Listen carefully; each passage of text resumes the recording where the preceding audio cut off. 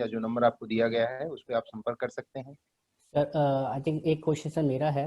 बिल्कुल बिल्कुल। सर ये question to open to all है। आई मीन हमारे जितने भी स्पीकर हैं, अगर वो उनको इसका अगर जवाब हो, मतलब उसको सही मुझे ओपिनियन दे पाएँ। सर मुझे लगता है जैसे कि अभी जितना मैंने जाना है कि जितने बाधित लोग होते हैं कि वो समस्या उनकी खुद की भी नहीं होती है। वो अगर किसी कोई इससे लड़ रहा है तो वो फैमिली का हर पर्सन उससे अफेक्ट है। और वो जो है, ये लड़ाई सबकी है ना, वो उसकी नहीं है, वो सबकी है, उस परिवार की, उसके दोस्तों की, उसके आसपास रहने वालों की। तो मेरा एक सवाल है कि किस तरह से हम परिवार को उसके एज ए इंडिविजुअल हम किस तरह से कंट्रीब्यूट कर सकते हैं किसी के मोरल को बूस्ट करने के लिए, किसी को मोटिवेट करने के लिए। और अगर इसके I mean this question to अभी मेरे सभी स्पीकर के लिए कुछ ना कोई मुझे आंसर कर इसमें अपना अपना ओपिनियन दे पाए।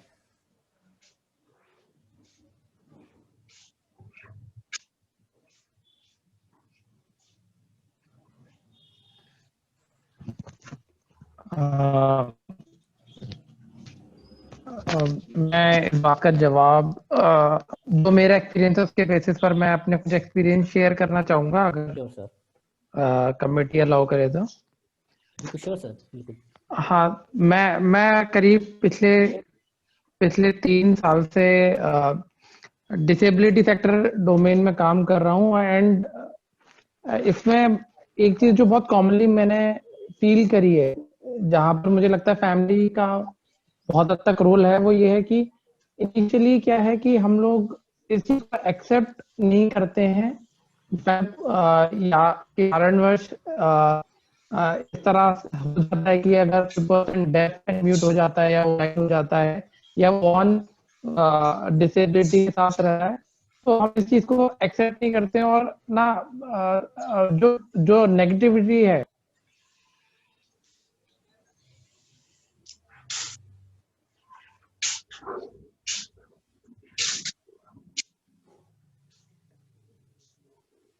आई थिंक अभिषेक सर फिर से डिस्कनेक्ट आई हो गए। थिंक अभिषेक की लाइन कट गई है, तो मैं उनकी बात को मैं अपनी तरफ से पूरा कर देता हूँ। बिल्कुल सर।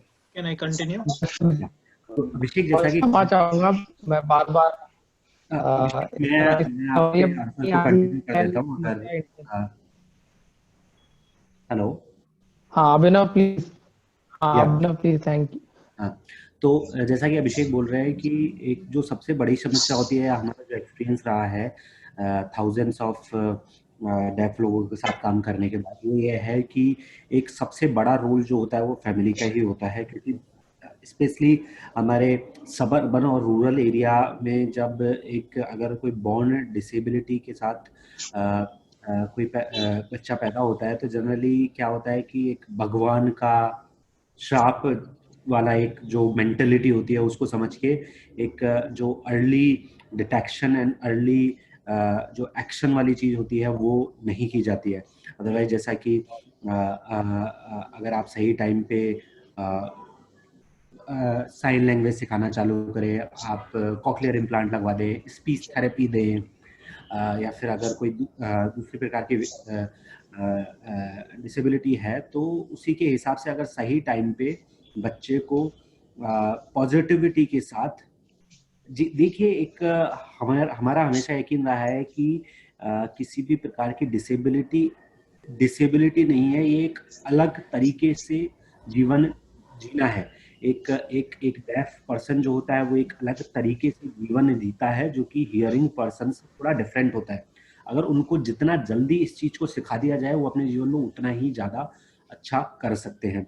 तो फैमिली का इसमें बहुत बड़ा योगदान होता है। जहां भी हमने देखा है कि पेरेंट्स थोड़े प्रोएक्टिव होते हैं, वो इस चीज को भगवान भरोसे ना छोड़ के और देखते हैं कि कैसे किस तरीके से बच्चे के लिए प्रॉपर एजुकेशन दिलवानी है, उसके लिए प्रॉपर टेक्नोलॉजी की हेल्प लेनी है, स्पेशलिस्ट की हेल्प लेनी है, तो वो बच्चा अपने जीवन में आगे जाके बहुत अच्छा करता है, बहुत अच्छी अपॉर्चुनिटीज को वो टैप करता है और अपना जीवन बहुत अच्छे से जीता है।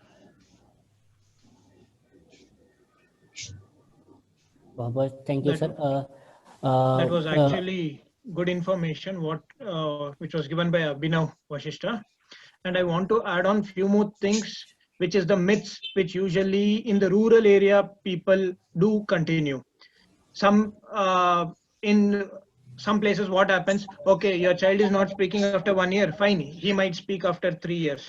no, you take them to some temple, he will speak after 5 years. Because of that, there are cases where they will not get much information about what is the problem in the child. Because of that, their speech will get delayed. As he mentioned, as Abhinav Vashishta mentioned, early intervention is very important. That is, we need to identify any child or any infant who has hearing impairment within the age of 1 month.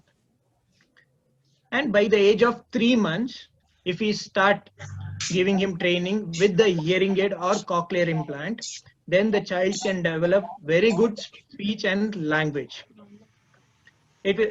After 2 years, the child speech and language development will be normal as any other child. It will be equivalent to the child who is not having any hearing problem or disability.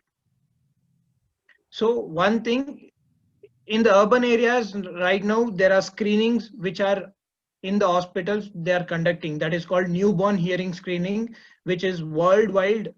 It is WHO has made it compulsory.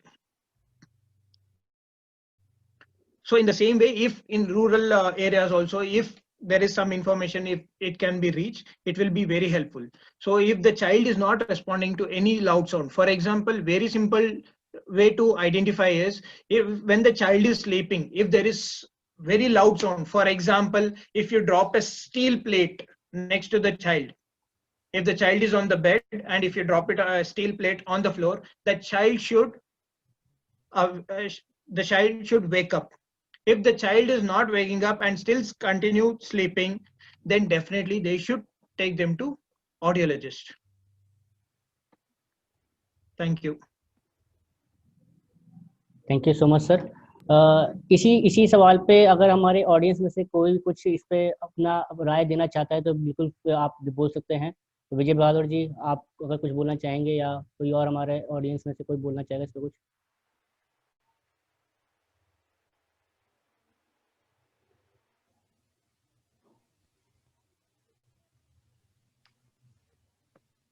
Manu, मेरा एक सवाल है तो हमारे तीनों speaker से, जो मुझे लगता है, क्योंकि क्या मैं पूछ सकता हूँ? बिल्कुल सर, बिल्कुल। हाँ, thank you.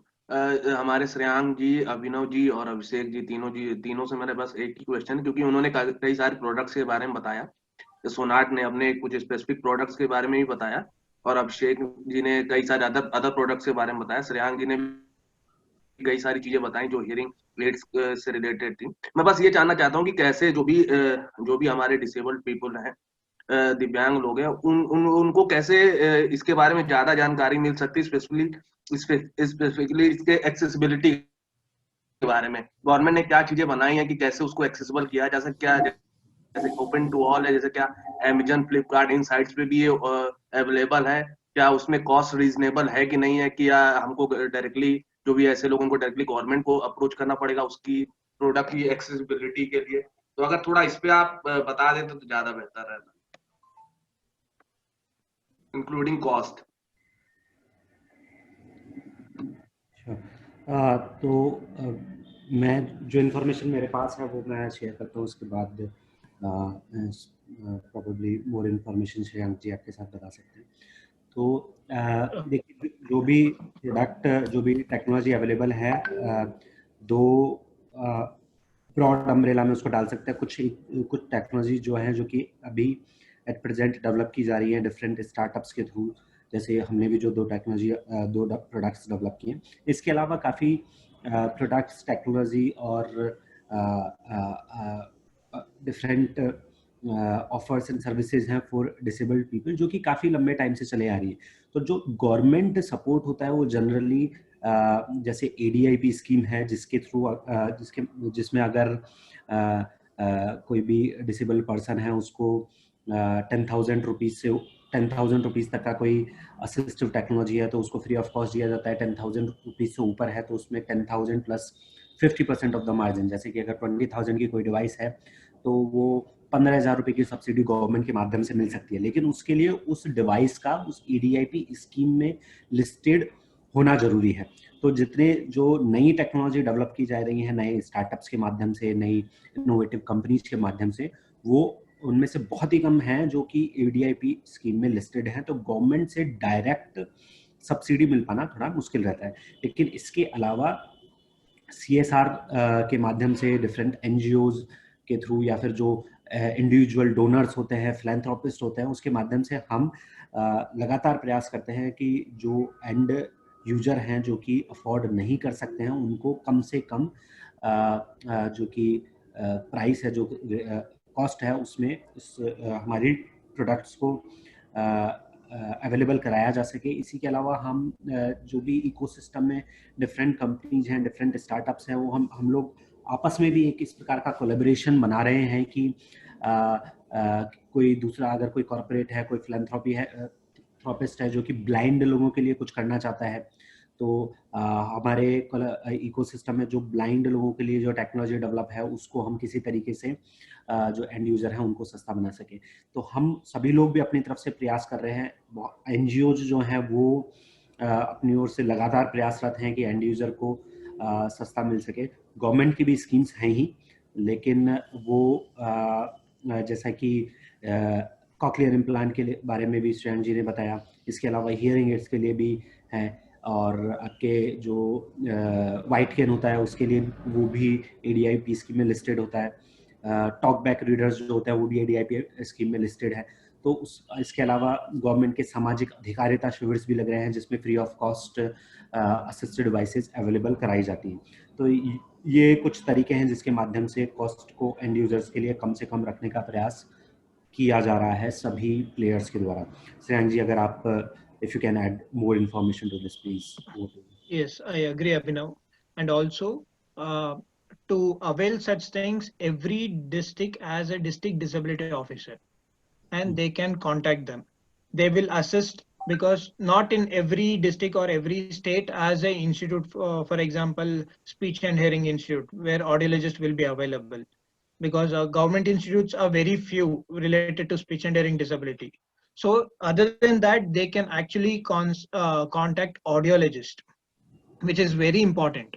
For example, as the question was, they said, is the devices are available on Flipkart, Amazon, etc. Even if it is available, a sincere request is not to purchase, because hearing aids have got different levels of output. That is low level, medium, strong, extra strong. They will be categorized.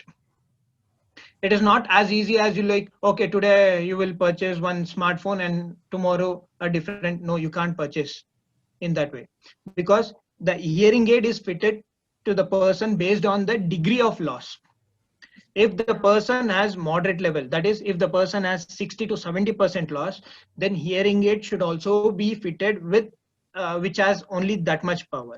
If the hearing aid is providing extra strong gain, that is, the volume is high, output is high from the hearing aid, it can damage the person hearing, and though the person had 70% loss, it might increase his hearing loss up to 90% or beyond. So it has to be programmed through the computer based on the person requirement. So if you are purchasing any such hearing aids, please go to a RCA recognized audiologist only. And there is also funds available through ministry. That is, the ministers, the local MPs are also given certain amount where they can give it to such people who are in need, who can't purchase any hearing aids. For example, not all the children will get the hearing aids. Usually range starts from 8,000. That is the digital programmable hearing aids, that is BTE. That is the one which is actually advised for children. There are other type which is body level, like a FM system. So that is not advised for children. So that usually costs, the BTE, that is behind the ear hearing aids, cost it ranges from 8,000 and it goes up to 1 lakh, 2 lakh, etc. That is based on the feature. For example, a basic mobile set and a iPhone. So in the same way, in the hearing aids also, there are n number of features which will be available. Based on that, the cost is more. For certain cases, for children, 10,000 hearing aid may not be benefit, because the power required for the child to hear should be more. So in such cases, when they can't afford, they can contact the nearby MP, MLA, or NGOs, or any other government institute where they can get discounted rates for their hearing aids, and they can purchase the hearing aid. For example, right now I'm doing my PhD at All India Institute of Speech and Hearing. In All India Institute of Speech and Hearing, the hearing aids which will be given are with 40% discounted. That is, this institute is in Mysore, Karnataka. And for example, if the hearing aid cost is around 25,000, here it will be available for 15 to 16,000.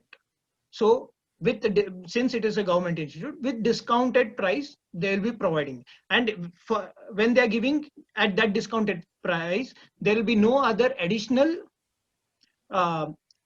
facilities, or the discount will be given on the hearing aids. Either the person has to manage on its own, or they can get funding from NGO or any other source, alternative source, and purchase the hearing aids. Thank you. Thank you so much sir. अब हमें जो है हम चेतन sir के पास जाना चाहेंगे कि sir इस वेबिनार की। सर एक मिनट। हाँ जी सर, एक मिनट। सर मैं यहाँ जो RCI द्वारा ऑडियोलॉजिस्ट कहे हैं, क्या RCI द्वारा जो स्पेशल एजुकेटर्स हैं उनको क्या हेयरिंग एड देने का अधिकार है या नहीं है? No, only audiologist can give the hearing aids. मान लीजिए सर आपने कहा ओनली ऑडियोलॉजिस्ट सर, ये है कि जैसे मान लीजिए हम स्पेशल एजुकेटर हैं, तो स्पेशल एजुकेटर क्या ऑडियोलॉजिस्ट के पास जांच तो करा देता है, जांच कराने के बाद वो स्पेशल एजुकेटर के पास ही आते हैं तो पूछते हैं कि कौन सा मशीन अच्छा रहेगा। ऑडियोलॉजिस्ट तो राय लेते हैं, लेकिन आने के बाद वो स्पेशल एजुकेटर के पास आते हैं, कहते हैं आप बताइए, आप पे हमको ज्यादा विश्वास है। You can't do that, because the hearing aid has to be programmed for the person, how much percent or how much degree hearing loss the person has. Based on that, we need to program the hearing aids. So you can send the child who wants hearing aid, you can send the child to the audiologist, but as a special educator, you are not supposed to sell or dispense hearing aids. जी, okay, thank you sir. Welcome.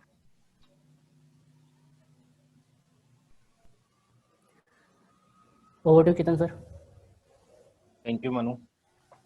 दोस्तों, इस समय approx 2 घंटे होने ही वाले हैं, हो ही चुके हैं लगभग, और जैसा कि आप देख सकते हैं कि हमारी ऑडियंस में भी 17 लोग अभी दिखा रहे हैं, जिसमें कि हमारी मैक्सिमम हमारी team members and I mean speakers हैं।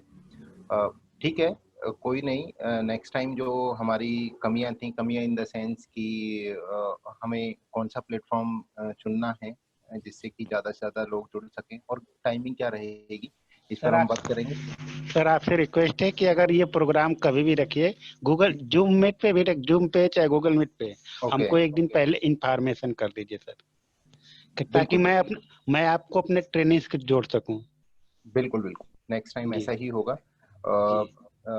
मनु, आप एक काम करो, क्योंकि विजय बहादुर जी ने अपना नंबर भी दिया हुआ है, ईमेल भी दिया हुआ है, तो इनका नंबर और ईमेल आप एक बार जो है नोट डाउन कर लो, ठीक है?